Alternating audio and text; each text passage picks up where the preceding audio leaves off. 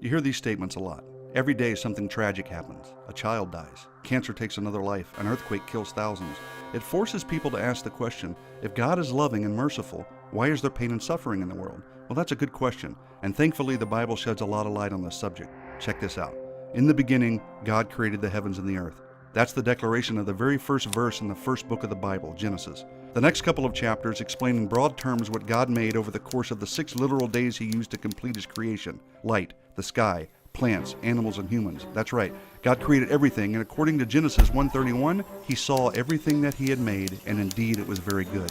That is, it was complete and perfect. There was no death and no suffering. There was no survival of the fittest. Animals didn't attack and eat each other. Adam and Eve, the first 2 humans, did not kill animals for food. Genesis 1:29 through 30 makes it clear that man and animals ate only fruits and vegetables. So the original creation was wonderful, peaceful, without death, full of life and joy, and all enjoying the presence of God, the Creator. So what in the world happened? How do we get from there to here? Well, something drastic must have happened that altered the original creation, and that something was sin. Remember, God created a perfect world and placed Adam and Eve in paradise. As their creator, he had authority over them, and in his authority, God gave them a rule.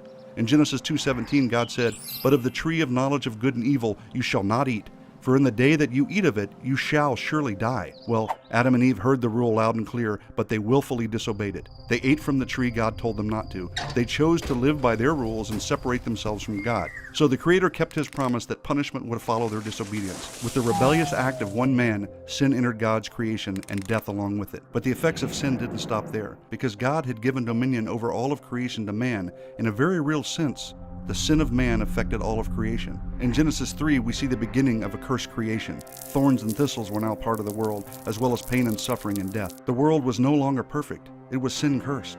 And that's why tragic things still happen today. And before we give Adam and Eve the full rap, we have to realize that all of us still willfully sin against God. That should make us really pause and think.